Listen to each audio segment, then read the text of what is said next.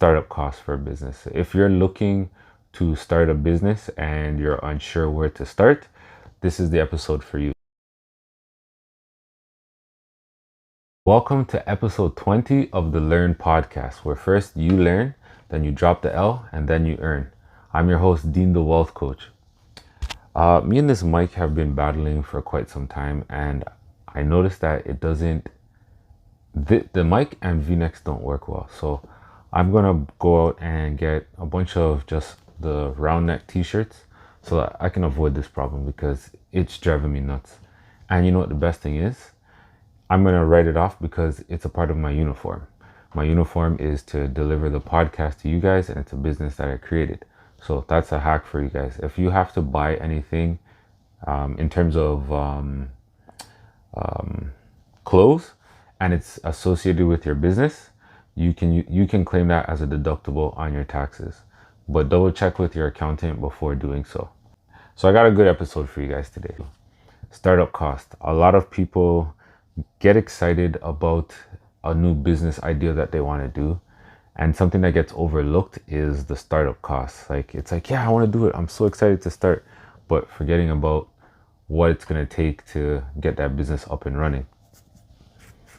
Yeah, you could probably start the business with no money, depending on what it is. Like, if it's something where you're just creating stuff on, let's say, Canva, then you wouldn't really need any money, so to say. But to make sure that your business runs smooth and you don't have any hiccups, you want to do an analysis of how much it's going to cost for you to run this business. So to start, let's start with location. Is this a business that you're going to be running from home, or are you going to need a physical location to do your business? So a physical location, if you're doing like car detailing, you would need like a building where you can wash the cars. Or let's say you want to open up a restaurant, you're going to have to purchase a space so that you can be able to prepare the meals to sell. So that's one thing that you want to take into consideration. Also, if you are getting a building or like a space that you need, you want to make sure that you find out all the costs associated with it. So will there be utilities? Will you need permits to run your business out of that space? Also, the any licenses that you'll need. So if you are going to be selling food, you have to go through the health and safety inspection to make sure that everything is clean so that you are able to open your business. Or if you want to, say, sell cars, you're going to need a dealer license to be able to sell cars. So those are things that you want to make sure that you look into before, or sorry, not dealer license, but zoning for that area. That's one of the permits that you'll need. Are you allowed to sell cars in that area? So that's what you would need to do for a location. So you want to write down those costs associated with it. Also, with finding out what your startup cost is, the more details you have behind your startup costs, the easier it is to figure out what your break even number is, or how much you need to bring, or how much what your break even number is, so that you know when, at what number you'll be turning a profit. And it's also a good indicator, or a good milestone to have when you do start your business, because a lot of people will just start the business like, yeah, I'm doing so good, blah blah blah, forgetting about how much they put into that business. Imagine starting a business, it's going great, you're making consistent sales, but end of the year comes and you do your taxes and you find out you didn't make anything, and you're like, where did all my money go, blah blah, or how is this, like, that doesn't make any sense. It always boils down to the numbers. If you're not detailed with the numbers and have a record of it, you're pretty much screwing yourself by not keeping track of these numbers. Another thing is equipment and supplies, such as computers, tools, furniture, office space. These are, again, things that are overlooked. Sometimes people will just say, all right, I got a laptop, I'll just use that for my business, or I'll use, say, my kitchen to do my baking or whatever. Those are things that all have costs associated with it. Even if you're going to be using a laptop, that's still a cost that is associated with the business that you need to consider. Like say for example, you have a computer, yes, but now your computer breaks down and you got to buy a new one. These are things that you want to make sure that you have numbers for. So it's like, if I was starting this business from scratch, how much would it cost to get a new laptop? That's something that you want to incorporate with your startup costs. It's not to say that you're going to have to purchase one when you start, but it's good to know how much it would be, so when time does come, you're ready to pay for that expense. Is your credit score trash? Are you tired of collection agencies calling you? Are you tired of being denied bank loans and credit cards? Well, then you're in luck. I have created an ebook that will help you repair, maintain, and leverage your credit. Don't even consider filing bankruptcy before reading this book. If you struggle with fixing your credit, then this book is for you. If you struggle with increasing your credit score, then this book is for you. If you are unsure on how to leverage your credit, then this book is definitely for you. Click the link in the bio and get the credit guide today.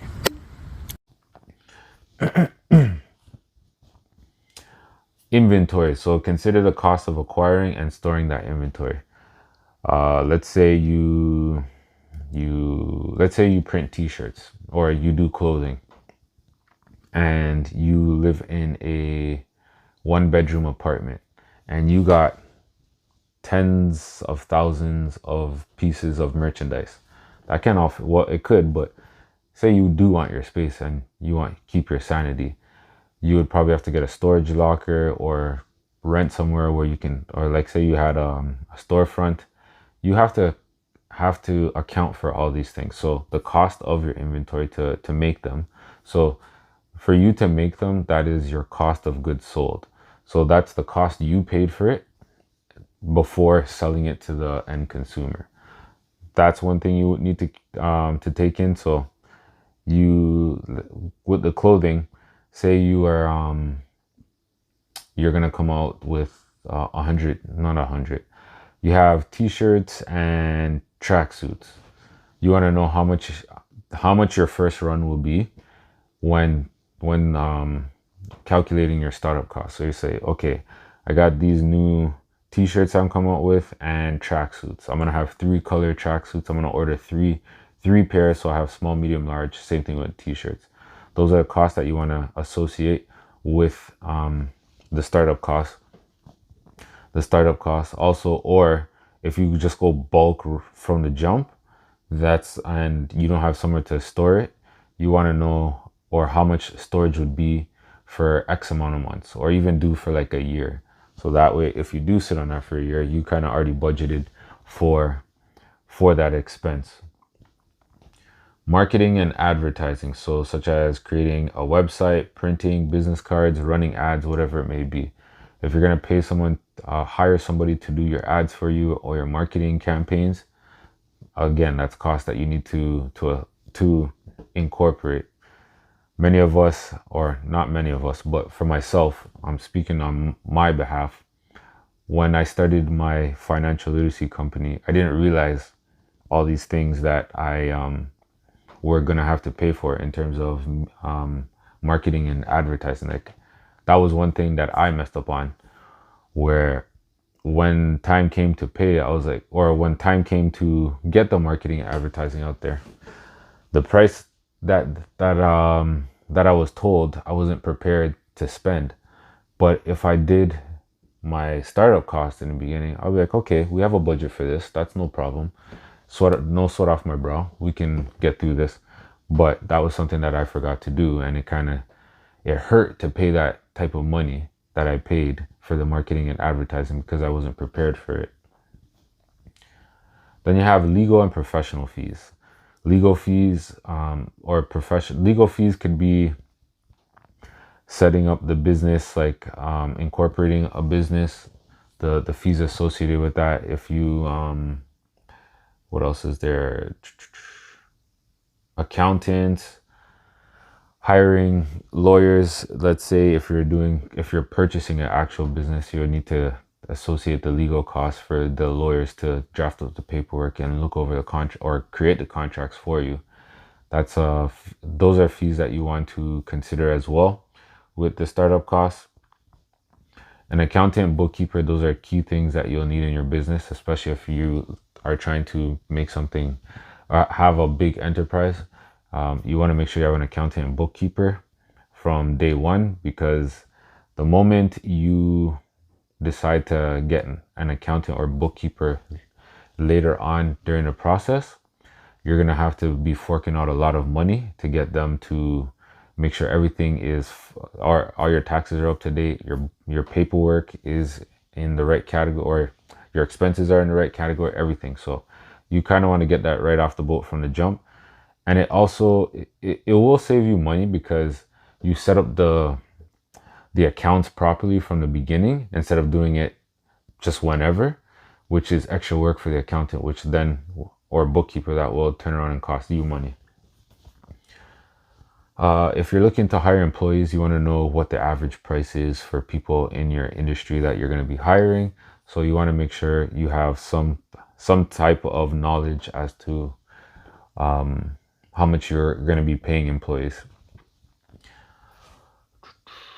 What else is there? Insurance. So insurance protects your business from liabilities and other risks. Being sued is not something that you want to go through. It's a very long and dragging process. If you have a business that makes a lot of money or you have a lot of assets, you want to make sure that you protect yourself with having liability insurance. I've been sued a few times and it's not something you really want to go through. So you want to make sure you have liability insurance. So I'll give you guys a story. I had an HVAC company and the technician went in, seen the job, serviced the job, let the person know, hey, this could be a potential issue, took pictures of everything, was very detailed. Lo and behold, I think maybe 2-3 years later, the person came back to try to sue us. Their basement got flooded and they said it was our fault. I reached out to the technician. Technician's like, no, I did this, that. I did everything according to the standards to install the new piping. Everything was, he took pictures. So luckily we had liability insurance to cover us. So we went through the claim. They tried to sue us. We went through the process with the insurance company. Lo and behold, they cut it. They settled with her, but we had to pay a deductible. But the deductible was only like $1,000, where if we had to come out of pocket, we'd have to pay like $150,000. So liability insurance is very important, especially if you're working on people's homes or something where it's interaction with people. Where you can potentially be sued. Make sure that you have insurance. Same thing with my Turo business. One of the guests got into an accident with the car. They were at fault, but the person that they hit tried to sue me. So luckily I was covered, again, liability insurance by Turo this time. So Turo's handling that claim for me. So it kind of just takes that pressure off for me to try to figure out things. Like imagine being sued for like millions of dollars and you didn't have insurance. The first thing that they're going to do is they're going to try to come after everything that you own. So anything that you own, they're going to come after you. One thing to kind of jump away from that is get yourself a corporation, because if you're doing business as a corporation, if people try to sue you, they can sue the business. Well, they can try to sue you, but it'll be much harder, but they would have to sue the business because the business is the one that did the work for that person. And as a corporation, it's seen as a separate entity from you. But you just want to make sure you check with a lawyer what I'm saying to make sure that what I'm saying is accurate. But that a corporation is a legal entity that protects your assets that you have. Whereas if you are just a sole proprietor, nothing is protected. If they come after your company and it's a sole proprietorship, anything that you own, they can go after. Last and definitely one of the most important things I will say is contingency funds. Anything can happen. We live in a day and age in society where anything can happen. You want to just make sure that you're prepared for the unexpected. So that could be you need extra costs to start your business. Let's say you're getting you're leasing a space, and you have to do renovations to the place that you're renting.